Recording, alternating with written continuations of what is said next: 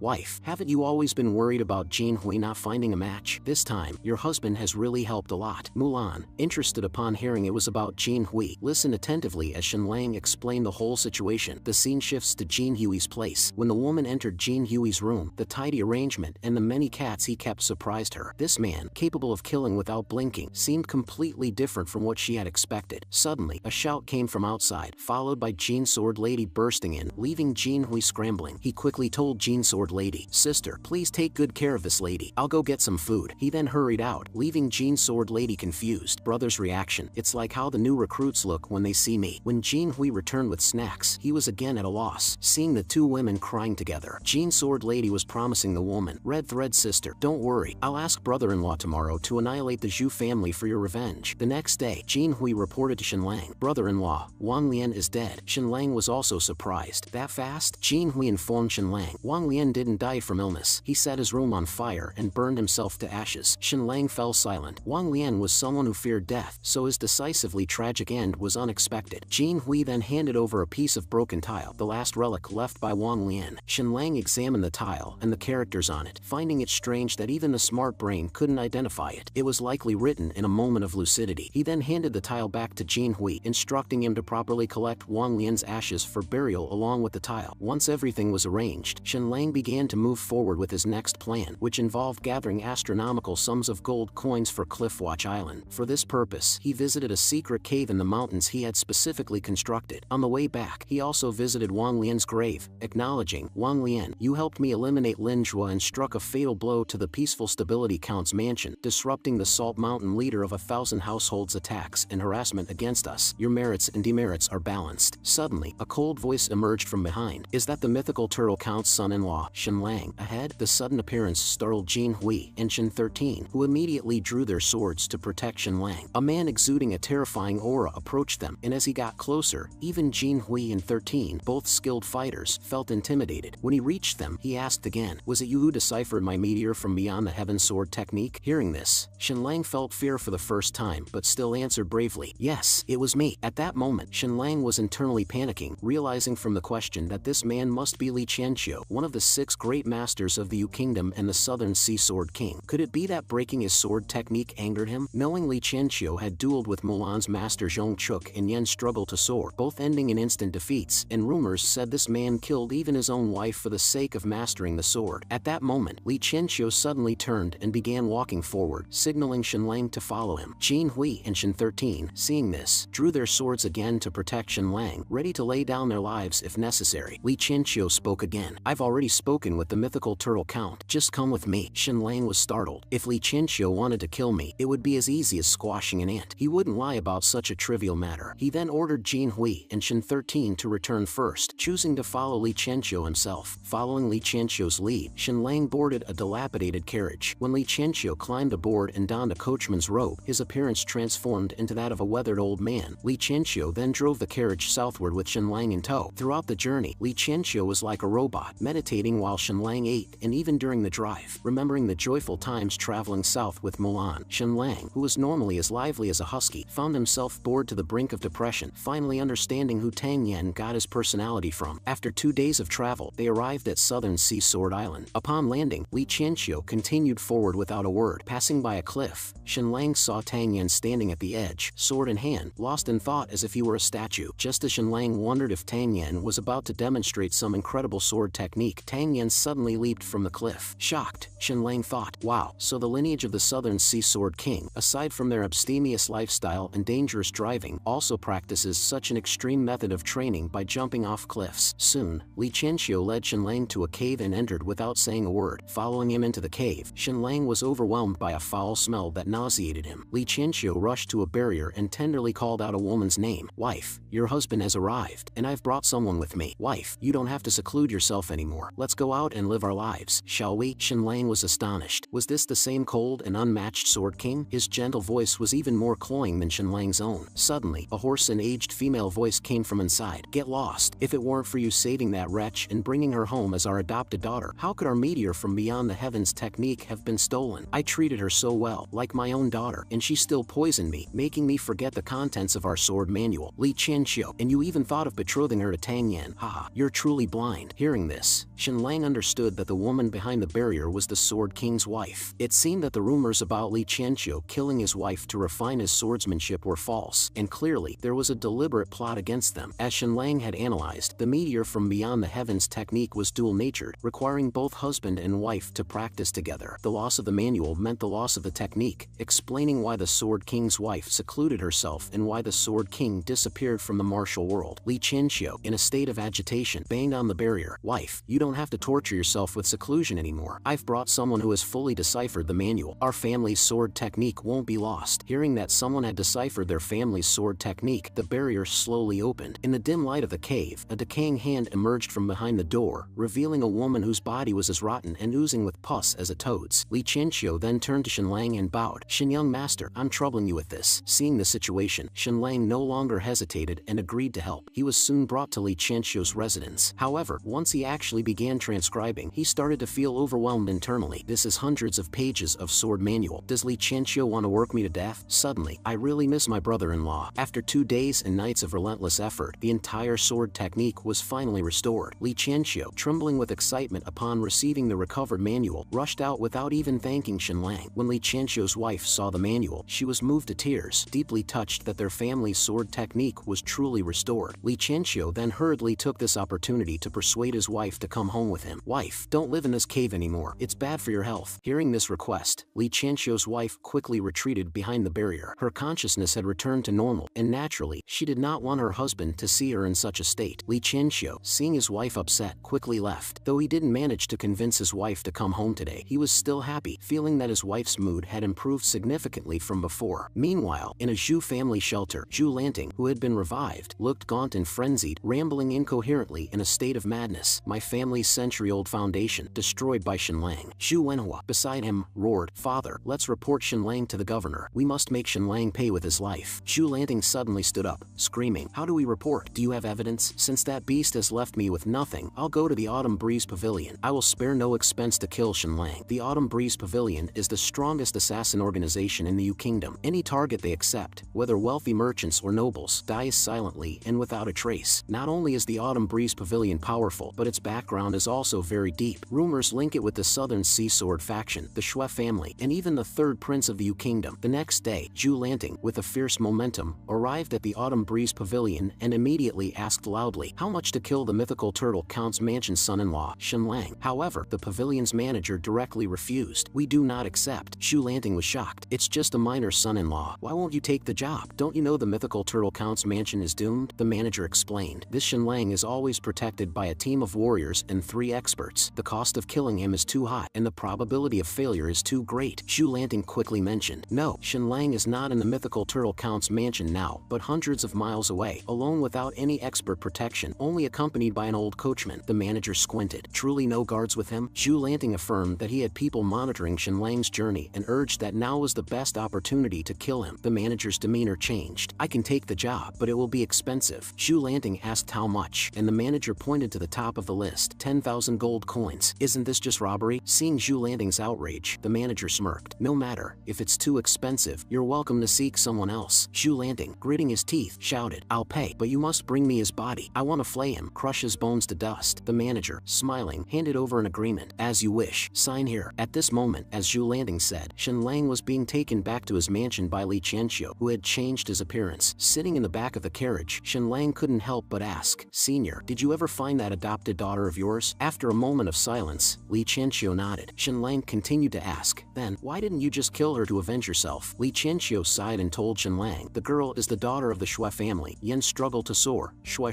and the reason I can't kill her is that she holds the antidote for my wife's poison, which must be taken once a year, otherwise, she will die. Moreover, Shui is about to become the 3rd prince's concubine." Upon hearing this, Shenlang frowned deeply. The Shui family is too vicious, letting their own daughter pretend to be an orphan to harm the Southern Sea Sword King. This century-old ally, no wonder they look down on our mythical turtle Count's mansion. They have already found a powerful backer and want to completely sever ties with us. Meanwhile, a few kilometers ahead, Zhu Lanting and the master of Autumn Breeze Pavilion had been lying in ambush for a long time. Seeing the scout return, Zhu Lanting hurriedly went up to inquire whether there were any experts with Shenlang. The scout reported truthfully that there was only an old driver with Shenlang, and the assassin confirmed that the driver's face did not match any known expert of the time. Hearing this, Zhu Lanting was overjoyed. "Shenlang, today is your day of death. I will make you regret ever offending me, even in hell." At this moment, the master said to Zhu Lanting, "Just wait here. In 1 hour, I will deliver Shenlang's corpse to you." Then, with an order, all the assassins mounted their horses and rushed out. At this moment, Zhu Lanting also mounted his horse, ready to follow. The master was startled. "You're going too? This is against the rules." At this time, Zhu Lanting, unable to wait to see Shenlang dead, roared at the master, "I'll pay extra. I want to personally behead Shenlang." On the other side, Li Qianxiu and Shenlang were chatting casually on their way. At that moment, Shenlang suddenly remembered the evaluation of his martial arts talent by Grandmaster Zhongchuk. "And right now, I am following a Grandmaster who is even more formidable than him. Maybe he has already seen through my exceptional qualities and will take me as his disciple." Thinking of this, Shenlang couldn't help but ask, "Sword King Senior, could you please see if I have the talent for martial arts cultivation?" Li Qianxiu replied without hesitation, "Not suitable. You don't have the talent for martial arts." Hearing this harsh answer, Shenlang was heartbroken. "Sword King Senior, you are too straightforward. Zhongchuk speaks more pleasantly." Then, Li Qianxiu added, "Your wife's martial arts talent is very high, but no matter how high, it can't compare to that big fool. I've never seen such heaven-defying meridians." Shenlang was shocked. "You actually know Big Fool? Zhongchuk brought him to see me." Shenlang could already imagine the scene of Zhongchuk showing off Big Fool to the Sword King. Then, Li Qianxiu sighed again. "What's the use of being powerful in martial arts? The Emperor of the Great Flame Empire doesn't know martial arts, but still unified the world. Power is the strongest force in this world." Shenlang then asked him, "Senior, your disciple Tang Yan's martial arts talent is astonishing, second only to Big Fool, right?" Li Qianxiu shook his head and said, "No, there's another person whose martial arts talent is higher than Tang Yan's, second only to Big Fool, the daughter of Pirate King Qiu Tianwei, Qiu Yaoer. Shenlang was again shocked. Is this Qiu Yaoer that amazing? Young Master Shen, if one day the mythical Turtle Count's mansion faces great danger, come to my southern sea sword island. I will surely save your life. After saying this, he turned back around and continued to drive the carriage without saying more. Shenlang, after hearing this, was deeply moved. This Sword King really is a cold-faced, warm-hearted person. Suddenly, Li Qianqiu sensed a hint of danger. Immediately after, assassins from the Autumn Breeze Pavilion jumped out from all directions, surrounding their carriage. At that moment, a haughty laugh was heard from the side. Zhu Lanting, accompanied by a few guards and assassins, was standing not far away, pointing at Shenlang and shouting, "Shenlang, you didn't expect this, did you? We meet again." At this moment, Shenlang was initially stunned, then retorted sarcastically, "Oh my, Viscount Zhu Lanting, how have you become so haggard in just a few days?" Zhu Lanting, seeing Shenlang's feigned ignorance, trembled with rage and pointed at Shenlang's nose, shouting, "This is all you're doing. You breached the dam and flooded my family's centuries-old foundation. You really are ruthless." Seeing Zhu Lanting pointing at him, Shenlang quickly moved aside and said, "Viscount Zhu Lanting, don't falsely accuse me. On that day, I was hundreds of miles away at the New River hunting ground. How could I have possibly breached your dam so quickly?" After hearing this, Zhu Lanting snorted coldly, "Shenlang, stop acting. Heaven has a road, yet you refuse to walk it. Hell has no gate, yet you insist on barging through. If you don't stay in your shell, who else but you is seeking death? Today, I will kill you." At this moment, the previously silent Li Qianqiu spoke up. "Autumn Breeze Pavilion, you actually accepted the job to assassinate the son-in-law of the Count's mansion. Aren't you breaking the rules?" The master of the Autumn Breeze Pavilion disdainfully said, "A mere son-in-law is as insignificant as an ant. What's wrong with killing him? You seem to be meddling too much, old man." Hearing the name of the Autumn Breeze Pavilion, Shenlang instinctively thought of the Shui family and then said, "So, it's your master behind this who wants my life?" The master laughed. "Not exactly, but our master really dislikes you. For a small fry like you, being disliked means a dead end." Shenlang frowned deeply after hearing this. Could it be not the Shui family but the third prince? After all, his lackey Li Wenjing was killed by me. The third prince has a reason to dislike me. At this point, Zhu Lanting didn't want to listen to their nonsense anymore. He raised his sword and charged towards Shenlang. Li Qianqiu, who didn't want to reveal his identity, had no choice but to stand up and draw his wooden sword. Seeing this sword, the master of the pavilion was suddenly shocked, a figure flashing through his mind. He hurriedly stopped Zhu Lanting, who was almost upon them. "Stop, everyone, stop. May I ask if you are?" Li Qianqiu tore off his disguise and said coldly, "I am the person you're thinking of." With the true identity of the Sword King revealed, the assassins from the Autumn Breeze Pavilion were instantly terrified. The master pleaded, "Could we pretend that we have never seen each other today?" But when he saw that the Sword King didn't respond and kept walking towards him, his mindset nearly collapsed. "Li Qianqiu, we are people of the Grandmaster Yan struggled to soar, with the Martial Peace Count's mansion and the third prince as our backers. You can't kill me." However, this statement only intensified Li Qianqiu's killing intent. "Who do you think will know out here in the wilderness?" As soon as he finished speaking, without waiting for the master to continue, the Sword King pierced his neck. The moment he fell, everyone present was stunned. The assassins, coming back to their senses, scrambled to run away, but in the next second, a lightning-like figure passed through, and the assassins were instantly splattered with blood. In the blink of an eye, all the assassins from the Autumn Breeze Pavilion were dead. Shenlang was astounded and quickly asked the Sword King, "Senior, was that your celestial fall sword play? So cool, I want to learn." But the Sword King only replied, "Was it necessary to use swordplay to kill these people?" Hearing Li Qianqiu's words, Shenlang admired him even more and immediately bowed to the Sword King, wanting to become his disciple and learn swordsmanship. However, Li Qianqiu, without turning his head, said, "Don't waste your time." Shenlang, on the verge of tears, exclaimed, "Damn, you're really bad at making conversation." Then, Shenlang jumped off the carriage and caught up with the Sword King. "Senior, will my wife really be that powerful in the future? Originally, it was impossible, but because of your presence, she will not only be as powerful as me in the future, but will even surpass me." Shenlang, overjoyed by the Sword King's praise, cried with happiness, "Senior Sword King, you're really good at conversation." At this moment, Li Qianqiu walked towards Zhu Lanting. Although the guards attempted to resist, their efforts were in vain. Li Qianqiu's sword moved swiftly, killing all without even a hint of a sword flourish being visible. Zhu Lanting watched everything in terror. As the Sword King approached, he trembled and retreated. When the wooden sword was placed on Zhu Lanting's neck, he collapsed, kneeling before them, begging the Sword King to spare him. However, Li Qianqiu sighed and told Shenlang, "I can't kill this man." Shenlang was stunned. "Why?" Li Qianqiu explained, "I come from humble origins, so I've always felt inferior in the presence of nobles. The thought of killing a noble feels like opposing the royal authority of the entire country, so I can't bring myself to do it." Shenlang was speechless internally. "Senior, how can you maintain such a cold and ruthless facade while saying something so cowardly?" Zhu Lanting, hearing this, was overjoyed. Yes,